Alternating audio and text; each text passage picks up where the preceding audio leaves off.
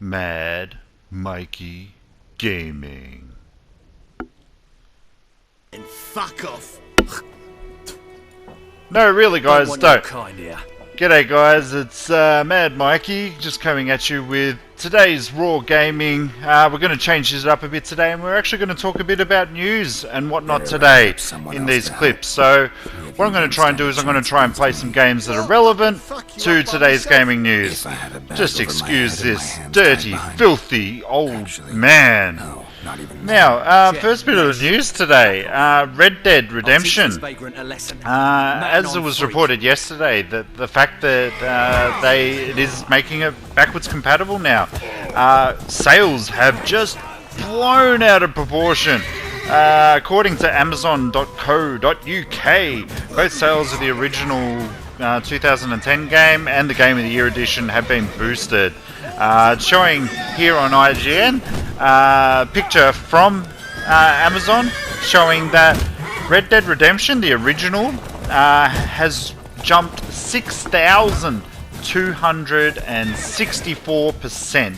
It was 1,082 on their list. It is now 17. And for Red Dead, the Game of the Year edition, the sales rank was 775. It is now 36, with an increase of 2,052%. Not really surprised. It's such a great game that people have been asking for. I believe it's been top of the list on the Xbox backwards compatible list. So that's really good news. Rockstar just raking in the money these days. I know I've at least bought the game twice. I did buy it when it originally came out. Oh, what a day that was. You had Red Dead Redemption, you had Alan Wake, and you had Prince of Persia, The Forgotten Sands. Now, if you don't know me, a huge Prince of Persia fan. I got all three games, I was excited for all games, and I ended up thinking, okay, well what I'm going to do is I'm going to play the quickest game that is going to be go. So what I actually did was I played through Prince of Persia first. If you haven't played that game, don't neglect that game. That is an awesome game. And then I played a bit of Alan Wake, and I was just sort of really in the mood at that point where I could only play like horror games at night, which make it really weird. So I would only be playing that one at night. So of course I went into Red Dead and got lost in the world and just absolutely love it. And now for the main part of the news, which is why we're playing The Witcher. Today it was confirmed that The Witcher 3 Game of the Year edition is actually coming out. Now Game of the Year editions include everything. And so it came way of Eurogamer, but was later sort of confirmed by game director Conrad. I'm not going to insult him by trying to say his last name. With all the free DLC and updates the game has received so far, including significant changes to the game's interface and mechanics, many gamers have asked us if we're working on some sort of the Game of the Year edition. I'm happy to confirm, yes, plans are in motion to release such an edition. We'll release more details, including the release date, in the future. In the meantime, I'd like to thank every fan of the game for their support. You're really amazing. Now, okay, if you've never played The Witcher, that is going to be obviously the ultimate edition to get. Now, as for the fans that he's talking about, we've already bought the game.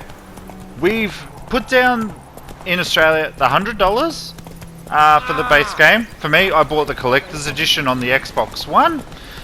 So that was $200 and something, which I would never regret paying that for this game. Then there was the season pass, which I paid for, which was digitally. Then they somehow screwed over. This is like the one time that CD Projekt Red have ever screwed myself. They released the DLC add-ons in a collector's edition, only on PC and on PlayStation 4. That's why I'm playing it on the PlayStation 4 right now. I got it digitally cheap because I found out that they were only going to be playing it on there, and I was like, well, I want these Gwent cards. I've got the original collector's edition. It's a bit harsh for them to not put that on one console. So I don't know if that's CD Projekt Red. I don't know if that's Xbox. I might actually ask that of them one day, to be honest. Might sort of do something more than just sort of sit here and play games. But yeah, so we got I don't understand how a Game of the Year edition is for the fans, because if you're a big fan of this game, you've already bought all of this stuff, like myself. So I've bought this game actually 3 times. I've got it on Xbox, on PlayStation 4, and on PC. So I don't see the point other than any sort of collection for new fans. I wish this company all the success in the world. I've been buying games since The Witcher came out, and I've absolutely adored them since then.